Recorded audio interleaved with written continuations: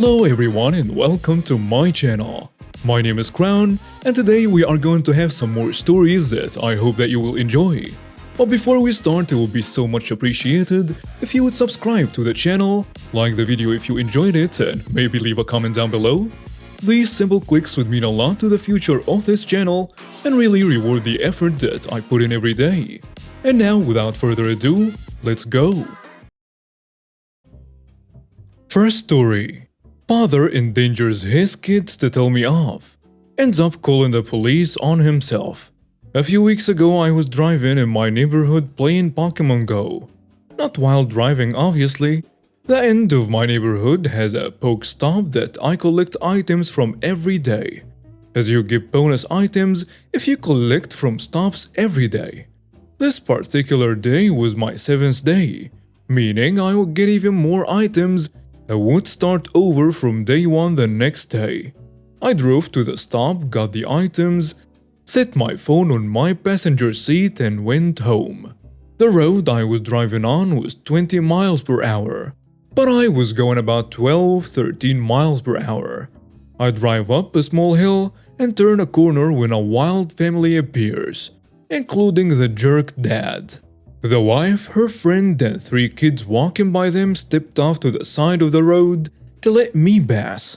But as I was going by, the jerk dad, who had a young boy about 3 to 4 years old in one arm and holding a Budweiser bottle in the other, important for later, actually stepped closer to my car and yelled something at me.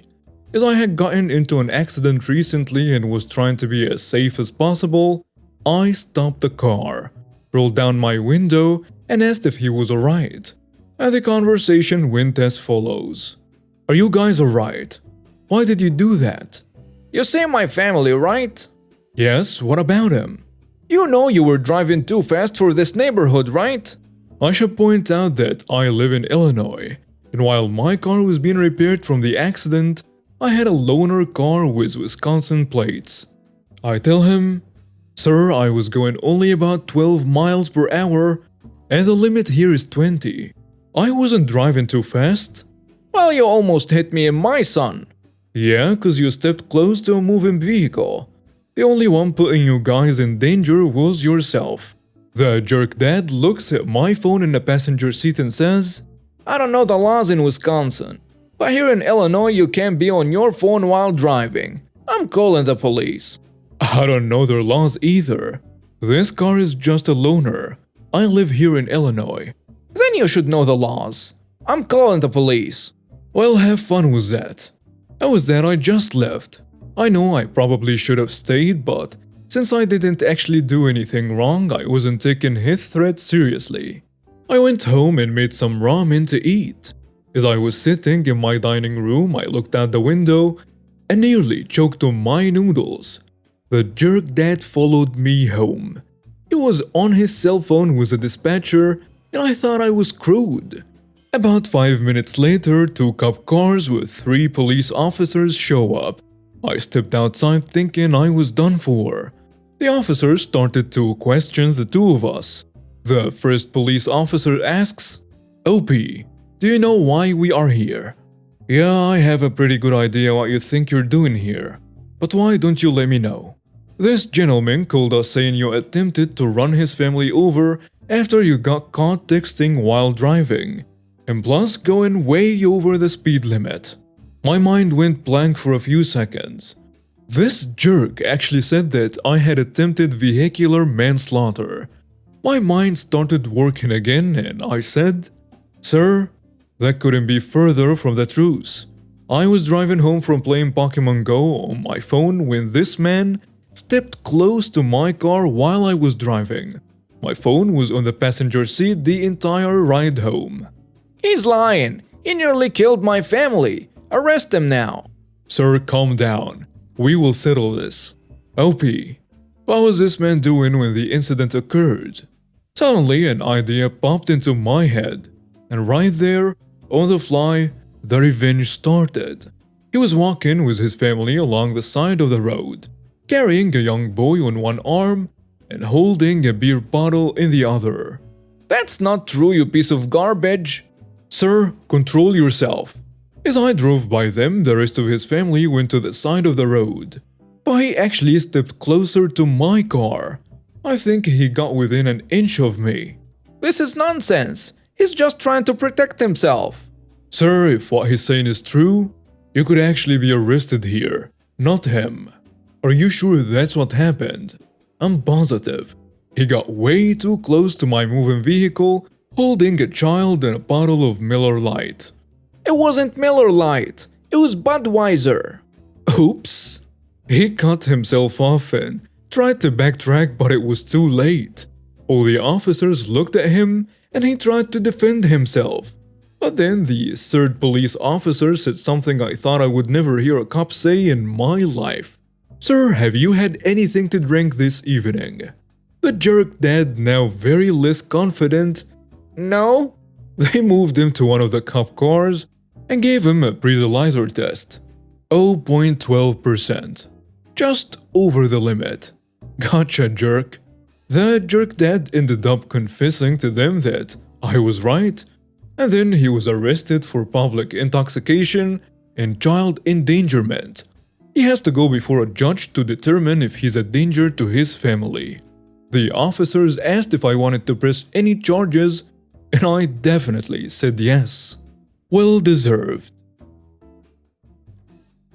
Next story. We're going to court? Okay. The setting: United States, Northern Neck of Virginia. The situation: bought land and built a house on it. Back when my wife and I were much more newlywed than we are now, we hired ourselves an architect and went whole hog on having our cozy little dream home designed. While this was being done, we went shopping around for a parcel of land on which to have it built, which went quickly and easily. And we even got a pretty nice deal on a half-acre lot that was just far enough back in Asterix for us to be happy. But close enough to our jobs that it wasn't much of a commute. Best part of all?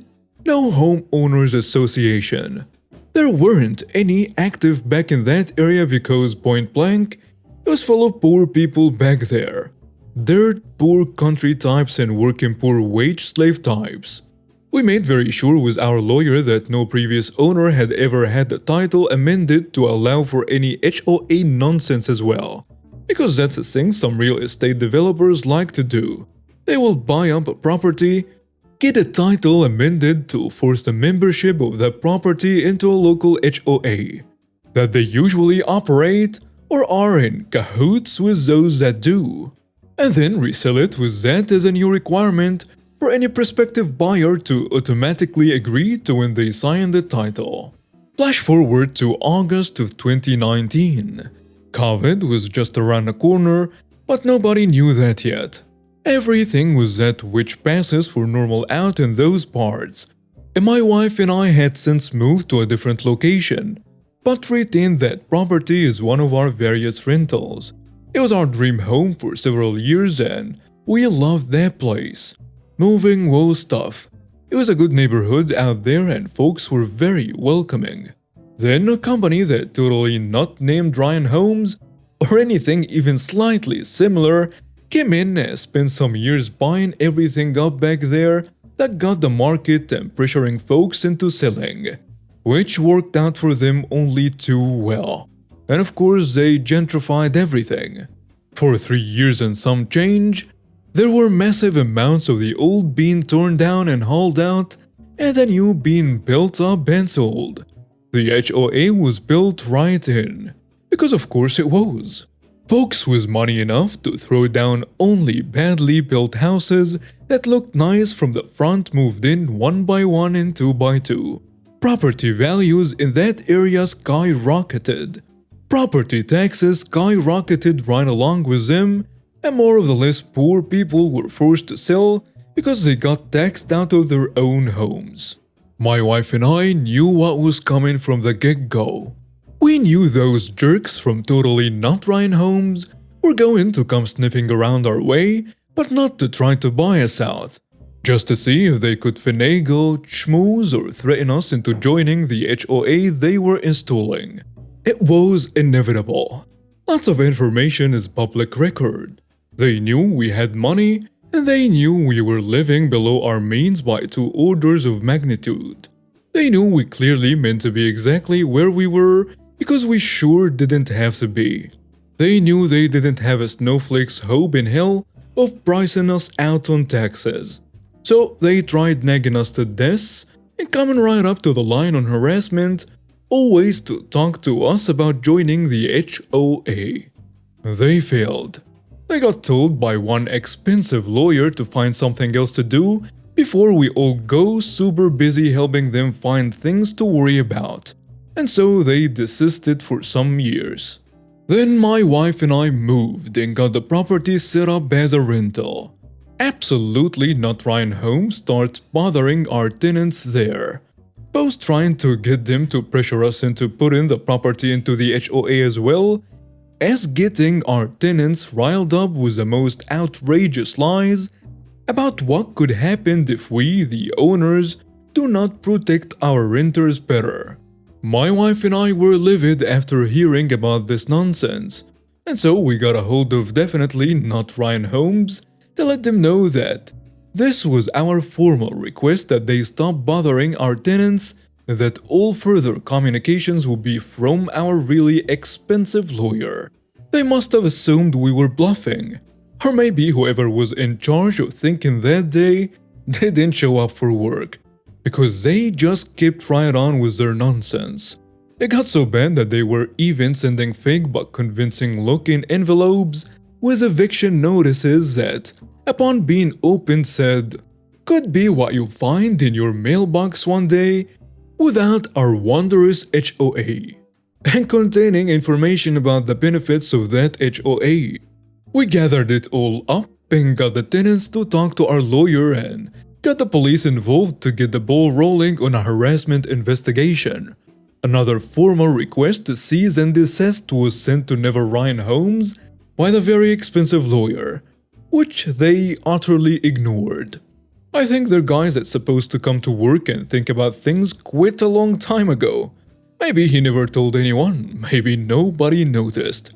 Whatever the situation on their end, when my lawyer talked to their lawyer told my lawyer that their client was doing everything legally, and that if we wanted to pursue the matter in court, that was what we'd have to do. And so we did. I'm not sure what kind of lawyer magic my lawyer and his fellow legal demons worked on this front, but we were in court for 1 single hour when my lawyer and their 4 lawyers and the judge had a private talk after the preliminary hearing. Half hour later and the lawyers from maybe Ryan Holmes come back into the courtroom looking like a quartet of cats that have been pissed on.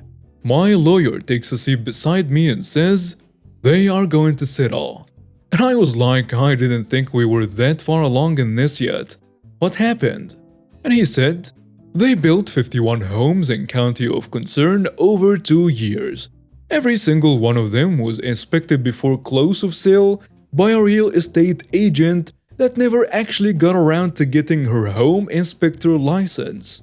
And that's how Was It Ryan Holmes the whole time paid me 10 grand to not sue them while they got bent over by the county and the state. What a bunch of idiots." Next story. Guy almost screws up my final year college project. He gets a call from a TV show tracking scammers. This happened about 8 years ago. I'm not a vindictive person and I wouldn't call this revenge. It is more of a karma story. It all happened when I was back in college studying applied computer science. When I started in college, I wasn't very good at it at all. But increasingly, I managed to pick up more and more. At the time, OpenStack released its first beta. Private cloud was in reach, and I wanted to set one up with some applications and on-demand computing as a POC final year project. To do this, we needed to get a server and a rack to store it so we could set this up. The college professor was a cool guy and gave us a 1-unit space for us to house a server. And now what I needed was a server. The project was due in 4 months, which gave us plenty of time to find a server. I posted an ad on a forum called Tweakers with a request for 1-unit server with 2 CPUs, RAM, and SATA hard drives. Most servers back then ran SCSI, which was expensive for high-capacity drives. Considering we were students, we were on a budget. I was contacted by a guy, let's call him Zan, who recycled corporate servers and basically said that considering we were students, he'd give us a good deal on a 1-unit, 2 CPU, 8GB RAM, and 2 SATA hard drive servers for about $500. The equipment was about 4 years old, but it was still a good deal. I wired him the money and that's when things went silent. He had multiple excuses on why the server wasn't delivered. 2 weeks after wiring the money, sticker dropped from the package and the delivery service unlikely but plausible. However, when asking for the track and trace number, he couldn't give it. Red flag. 2 weeks after that, he would bring it himself, but did a no-show. 2 weeks after that, he finds a transportation company to deliver the server. And finally, 1 week after that, received the server. Except the server wasn't as advertised. 3 units high with 6 drive slots, which I would have noticed as there is no way to fit so many drives in a 1-unit server. I know I should have asked for pictures or model numbers, but at the time I was glad I found something so fast. When I tried to turn the server on, no screen, no sound. These things make a lot of noise. I checked and tried figuring out what was wrong. We used to have an IRC channel where a lot of the senior students and alumni hang out, so I asked for help. One guy came down, he had a consultancy business where they set up whole server farms, and he confirmed the server was basically dead. I was stressed. I just lost almost 50% of my time, and we still needed to set the whole OpenStack up. Finding an alternative with no money left would be a nightmare. The guy felt sorry for me and called me the day after that he would be dropping by again. He showed up with a brand new server that had wrongly purchased and couldn't send back. He said they would probably use it as a test server in the future, but in the meanwhile I could borrow it for my project. In the end I cleared my project, got pretty good marks too, but I still had spent $500 on an expensive paperweight. I had tried contacting him before, but he went silent. I thought I lost my money and the only take back was a hard-learned lesson. I didn't know what to do, so in the end, I gathered all my email trails and sent it to a website that basically goes after scammers and runs a TV show about it. I didn't expect much to happen, but figured if there is more people that get scammed by this guy, they may have something to look into. Within 24 hours, I got an email back from them saying they would look into it. A day after, I get a call from a very panicky Zan telling me he got contacted by people from the show. It didn't dawn on me that his business may not have been fully legal and that national television attention may not be something he wanted. He was asking me to drop it, giving me some sob story about how he needed to buy Christmas presents for his daughter, and that he didn't have money left. While I felt sad at first, it dawned on me that the guy tried to screw over my final year project, which could have meant me not graduating. Now I get another email from the TV show people that considering it's a small case, they couldn't spend much time on it, but that they would try and help me get my money back at least. Another day later, I got an email from the guy he would wire the money back to me if I sent back the server. Considering it is a 30-kilogram machine, that will be a costly affair, so I told him to come and get it or pay for return shipping, which he refuses. After another week, the people from the TV show contacted me again to see how things were. I told him again what happened, and in the end he wired the money and told me to keep the bricked server. In the end, I donated the case to another student that built an NAS with it. Not sure what happened to him after that. His profile on the forum had a lot of other angry reviews and hasn't been active since. And now we have reached the end of today's stories. Thank you for watching and see you next time.